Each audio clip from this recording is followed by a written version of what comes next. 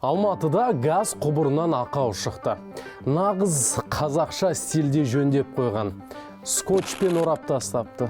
Тұрғындар мұндай жағдайға наразылығын білдіріп, Ньюскорға видео жіберген.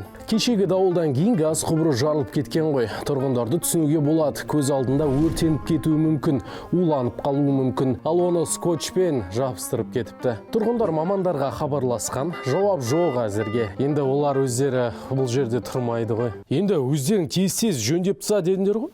Сапасы жайында әңгіме болған жоқ. Алматыда жақын күндері скотчқа сұраныс артатын секілді. Барлық кем-кетіктерді осы скотчпен жөндеп шықса, енді осының жөндеу жұмыстарына 452 миллиард 92 миллион 32 теңге бөлінді. Бұл қауіпті, сапасыз, айтпаса да түсінікті ғой. Құрметті жауаптылар, ұлттық халтура